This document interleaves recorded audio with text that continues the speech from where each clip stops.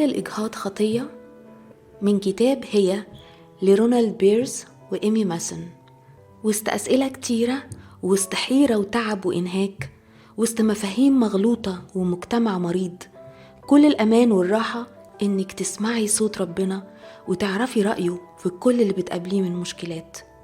وضح الكاتب من الأسئلة اللي بتسبب لينا حيرة وفيها كتير من الجدل هو الإجهاض. هل إذا اخترت إني أجهض واتخلص من الجنين الأمر ده خطية؟ ورد الكاتب إن الجنين اللي لسه ما اتولدش قيمة في نظر الله، والكتاب المقدس بيقول قبلما صورتك من البطن عرفتك، وقبلما خرجت من الرحم قدستك، لأنك أنت اقتنيت كليتي، نسكتني في بطن أمي. بمعنى إن الحياة بتبدأ من لحظة الحمل مش عند الولادة، والله بيشكل في الجنين وبيعرفه بكل تفاصيله من لحظة تكوينه في رحم الأم. وبيوضح الكاتب إن واحدة من وصايا الله لا تقتل، وده معناه إن الإجهاض قتل، وفيه بتنهي حياة طفلك، وده خطية لأنك أخدتي دور الله وأنهيتي حياة طفلك. مهما كانت الصعوبات اللي بتقابليها وتضغط عليكي، فالإجهاض خطية. وإذا كانت مشيئة ربنا ليكي إنك تبقي حامل، يبقى أكيد هيدبر كل أمورك عشان يساعدك في تربية الطفل ده مهما كانت الظروف. وحط الكاتب خطوات تعمليها إذا اكتشفتي إنك حامل ومش قابلة الأمر ده. 1. اقبلي مشيئته. الله ليه هدف وخطة لحياتك.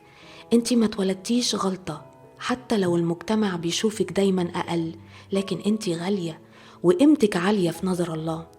ولأنه بيحبك رسم أحلى خطة لحياتك واهتم بكل التفاصيل، ووعد يرشدك في الطريق ويمسك بإيدك، ومش بيجبرك لكن بيديلك حرية الاختيار إنك تعيشي إرادته أو ترفضيها.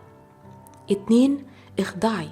فالخضوع لربنا هو إنك تطيعي مشيئته وتفرحي باللي أمر بيه. 3. اطلبي المساعدة والقوة منه، وانتظري معجزة سندته ليكي وفرحك بطفلك في كل يوم بيكبر قدامك. 4. اتملي بالإيمان. فالإيمان هو اللي بيدي رجاء وقوة مستمرة، ويحررك من الضغوط وسط عالم مشوش ومفاهيمه مغلوطة. الإيمان هو اللي بيملاكي بالسلام والثقة إن الله هو اللي ماسك بزمام الأمور مهما حصل. وسأل الكاتب هل ربنا هيغفر ليكي لو أجهضتي طفل أو شجعتي شخص على الإجهاض؟ ورد أيوة، الأمر ده خطية، لكن الله في نعمته ورحمته بيغفر لكل شخص بيعترف بخطأه مهما كانت خطيته. والكتاب المقدس بيقول إن اعترفنا بخطايانا فهو أمين وعادل حتى يغفر لنا خطايانا ويطهرنا من كل إثم.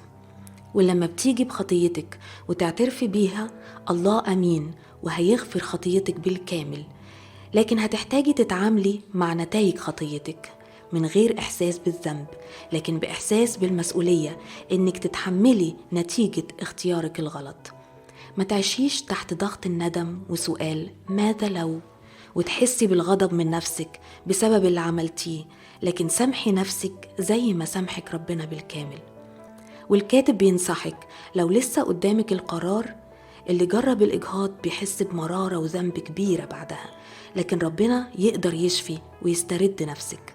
وفي الآخر قال الكاتب إن الأطفال عطية من ربنا، اقبليها وخليكي أمينة على الوكالة اللي ادهالك ربنا. الكتاب مليان بالأسئلة المحيرة والإجابة عليها من كلمة ربنا. بنشجعك تشتريه وتقريه، وأكيد هتستفادي أكتر لما تطلع عليه بالتفصيل. ربنا معاكي.